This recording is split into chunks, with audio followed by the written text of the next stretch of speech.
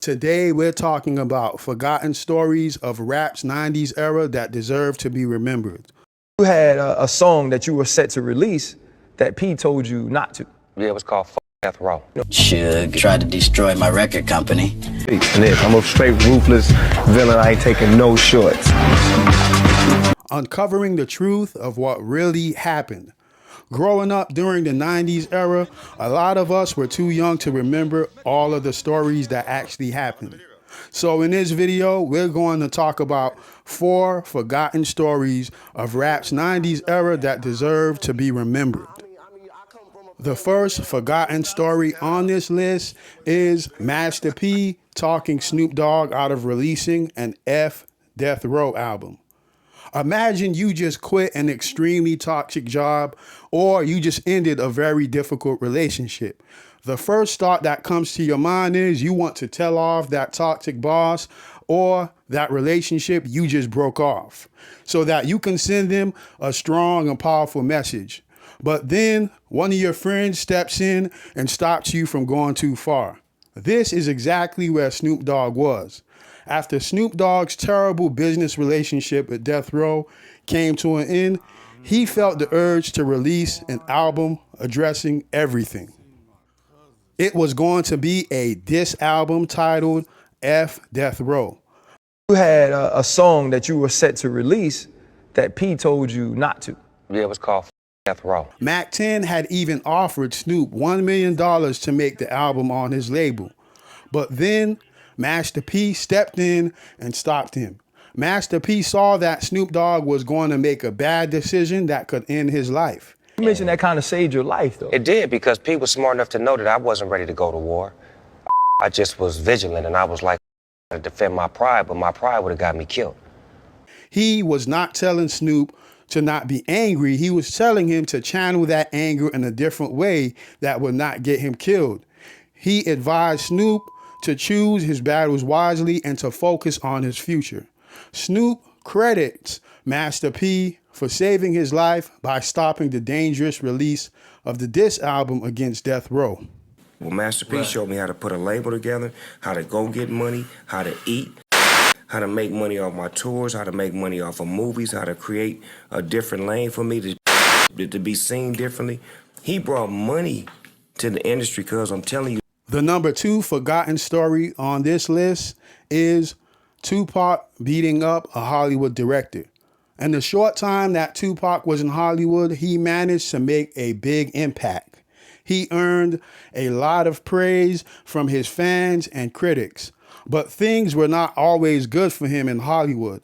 Tupac had a couple of falling outs with movie directors that were once his friends and collaborators, John Singleton and the Hughes brothers. But Tupac's falling out with the Hughes brothers is probably the worst of the two. It actually led to physical assault and him being jailed for 15 days. Tupac's feud with the Hughes brothers began during the filming of the 1993 Menace to Society. He was cast to play the character Sharif, but he insisted on adding backstory to give the character more depth. He felt like the character was too one-dimensional, and his ideas were rejected by the Hughes brothers. This conflict led the directors to fire Tupac from the film. Tupac was outraged and felt disrespected, especially because he learned about his termination from MTV. No, they won't. They better come now. Check this out. They fired me, but did it in a roundabout punk snitch way. So the conflict escalated into a physical confrontation when Tupac and his entourage attacked Allen Hughes on the set of a music video. So I caught them on the streets and beat they behinds. You know what I'm saying? Like, I was a menace to the Hughes brothers, and it ain't over. I still got more than each other. Tupac was later convicted of assault and battery for the whole incident, and he served a short jail sentence. The number 3 forgotten story on this list is Old Dirty Bastard saves a child from a car wreck. Even though he was famously known for his chaotic and unpredictable behavior, Old Dirty Bastard showed his heroic side in 1998. In February 1998, Old Dirty Bastard noticed a commotion happening outside of a recording studio he was working in. He went to investigate and discovered that a Ford Mustang had struck a young girl, trapping her underneath the car. So, Old Dirty Bastard jumped into action, organizing a group of 12 bystanders to help him lift the car. The girl's mother remembered that the group, which was led by ODB, was able to lift the vehicle up, allowing somebody to pull the girl out. For several days, Old Dirty Bastard visited the girl in the hospital using a false name until the media found out his secret. The fourth forgotten story on this list is Eazy-E and Death Row's confrontation at the Cheesecake Factory. Eazy-E and Death Row had a deep history of conflict in hip-hop. Suge tried to destroy my record company with the help of others, Dre. The origins of their beef started way back when Dr. Dre left Ruthless Records. Dr. Dre left because he felt like Eazy-E and Jerry Heller were exploiting him. The rising tension between Eazy-E and Death Row soon led to an in-person meeting. Eazy wanted to kill Suge himself. He just wanted to kill Suge. And Jerry talked him out of it. The story goes that Eazy-E and his entourage, which included members of his Latino gang affiliate crew, Brownside, were at the Cheesecake Factory in Los Angeles. At the same time, Suge Knight and the Death Row crew was also there. According to a version of the story told by Brownside's artist, Eazy-E supposedly walked past Suge Knight. Suge Knight, in a show of force, allegedly made a comment or he stared down Eazy-E, expecting him to be intimidated. Eazy-E, however, smiled back confidently.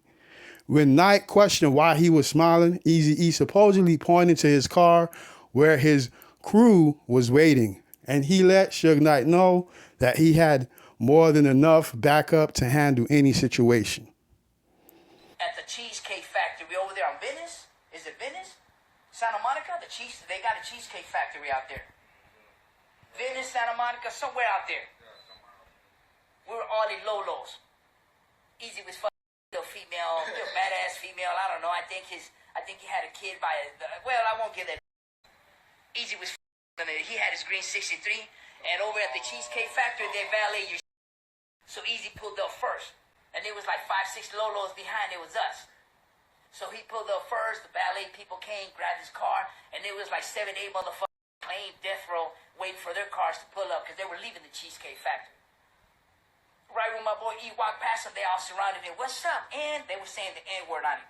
What's up, mother? Oh, this is that roll, what? And my boy looked, and my boy knew it was like 20 mother. Yeah. He knew it was like 20 mother. Bald head, gang banging sound coming in that had his back to the. So they surrounded my boy talking, and all of a sudden, them 7-8 motherfuckers. They thought they were at a Mexican soccer field surrounded by Mexican soccer players, but it was us. It was us. I was like, what's up? Oh, what's up, S.A.? Nah. What's up, mother? They were looking at me like, why is this Mexican to us? I said, what's up, man? You motherfucker, my brother Eazy? They were like, oh, damn. You motherfucker beef with my little brother Eazy? You got beef with me, motherfucker. Coming out with the heat. They were like, no, man, yo, E, check this out. I was like, oh, yeah, break it down like hard. Break it down